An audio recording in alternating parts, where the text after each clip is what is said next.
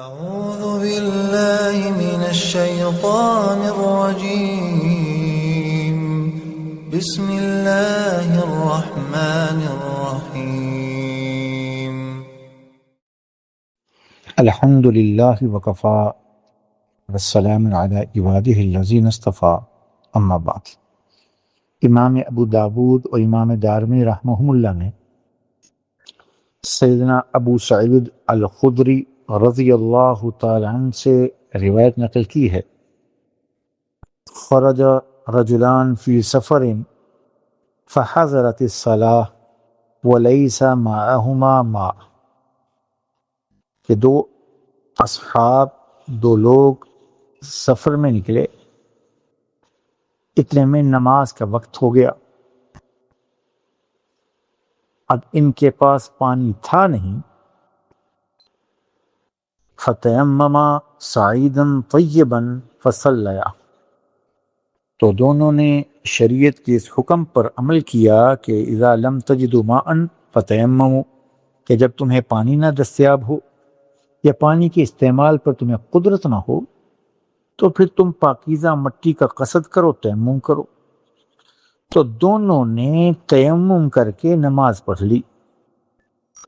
ثم وجد الماء فی الوقت، نماز پڑھنے کے بعد ابھی نماز کا وقت موجود تھا، ختم نہیں ہوا تھا کہ انہیں وقت ختم ہونے سے پہلے پانی مل گیا۔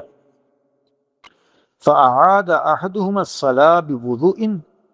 ولم يعد الآخر، تو ان میں سے ایک نے چونکہ ابھی وقت موجود تھا اور یہ سمجھا کہ یہ طہارت ضروریہ ہے، وقتی مجبوری کی وجہ سے تھی، نماز تیمم نماز پڑھ تو لی، لیکن چونکہ ابھی پانی دستیاب ہے اور وقت بھی ہے تو اس نے دوبارہ نماز پڑھ لی۔ جبکہ دوسرے صاحب نے کہا کہ یہ طہارت ضروریہ ہے، جب ہمیں اللہ نے اجازت دی کہ جب پانی کے استعمال پر قدرت نہ ہو اور پانی ملنے کی امید بھی نہ ہو تو پھر اس صورت میں تم تیمم سے نماز پڑھو، تو میں نے پڑھ لی، اب لوٹانے کی ضرورت نہیں، تو لہٰذا میں نے لوٹائی نہیں۔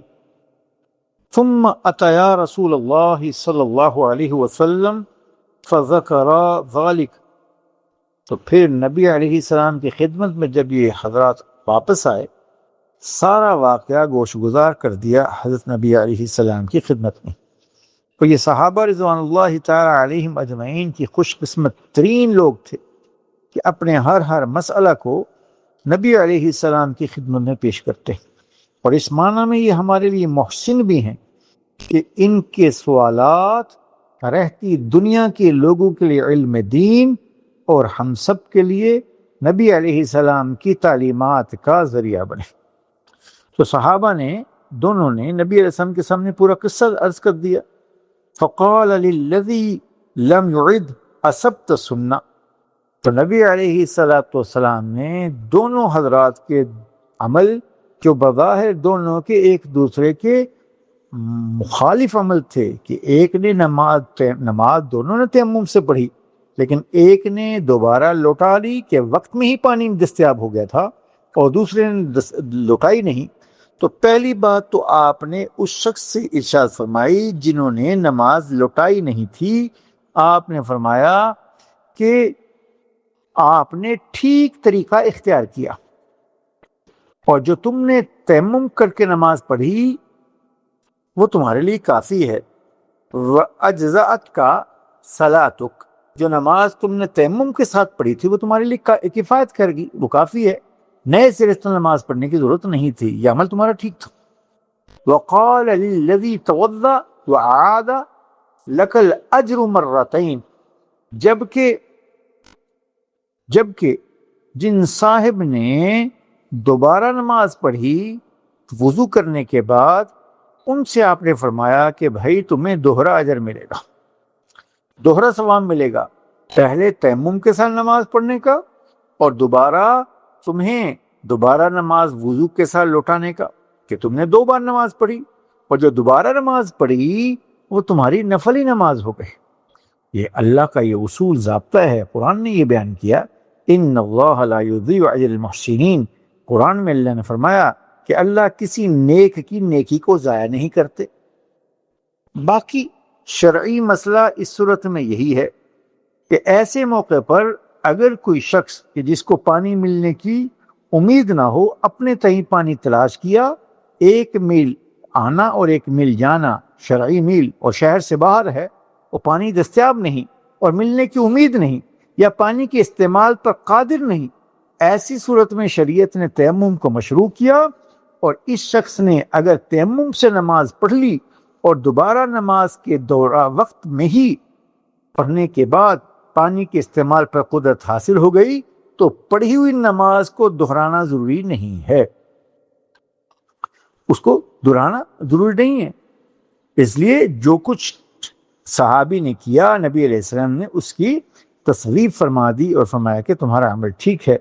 اللہ ہم سب سے راضی ہو، دین سیکھ کر عمل کرنے کی توفیق دے کہ اللہ کے دین میں آسانی ہے۔ ان الدین یسر ان یرید اللہ بکم اليسر ولا یرید بکم العسر، اللہ کے دین میں پابندی تو ہے لیکن اللہ نے سہولت کا معاملہ فرمایا، اور ایسے مواقع پر جہاں دین نے سہولت اور یسر کا اختیار دیا ہے وہاں پر سہولت کا اختیار نہ کرنا، ہاں یہ مناسب بات نہیں، سہولت کو لینا چاہیے، اللہ کی نعمت ہے۔ بلکہ